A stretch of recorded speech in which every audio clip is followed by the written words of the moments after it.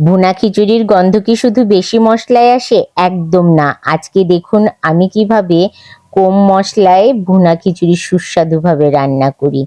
প্রথমেই কিন্তু এমনি রেগুলার খাওয়ার চালটাই নিচ্ছি আর ভাজা মুগ ডাল। এই পরিমাপটা ঠিক থাকতে হবে, তাহলে তো খিচুড়িটা বেশি ভালো লাগবে। চাল যতটুকু নেবেন তার হাফ ডাল নিলেই একদম ঠিক থাকে। 10 মিনিটের মতন চাল ডালটা ভিজিয়ে রেখেছি। কেন রেখেছি তাও বলছি। কড়াইতে তেল গরম করে দিলাম, তাতে তেজপাতা, শুকনো মরিচ, গরম মশলা আর জিরে ফোড়ন দিয়ে দিলাম। এই ফোড়নটাই কিন্তু এই খিচুড়ির আসল মেন। তারপর ধুয়ে রাখা চাল ডালটা দিয়ে লবণ আর হলুদ দিয়ে কয়েকটা কাঁচামরিচ চেরা দিয়ে দিলাম।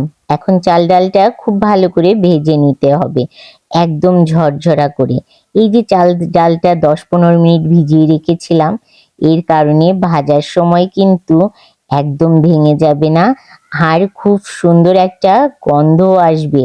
এই ফোড়নের গন্ধটাই পুরো খিচুড়ির প্রাণ।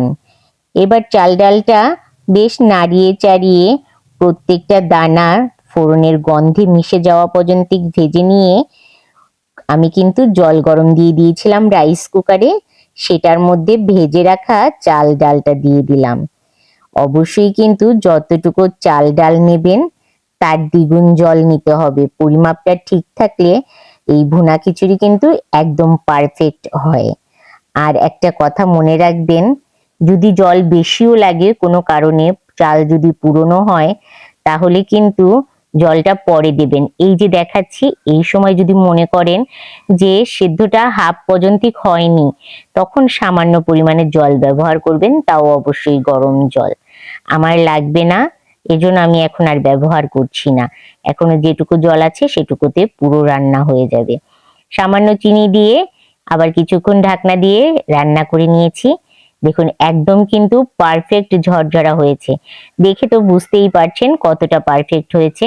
একটার গায়ে কিন্তু একটাও লেগে নেই। একদম ঝরঝরা পারফেক্ট ভুনা খিচুড়ি। এই ভুনা খিচুড়ির গন্ধটা সারা ঘর আমার ভরে গেছে। সাথে করেছি পাঁচ তরকারি। এই রান্নাটা আমি পরের ভিডিওতে আপলোড করছি। আপনার ভুনা খিচুড়ি টিপসটা কমেন্ট বক্সে লিখুন, আমি ট্রাই করব অবশ্যই। ফোনের রান্নায় আবার দেখা হবে।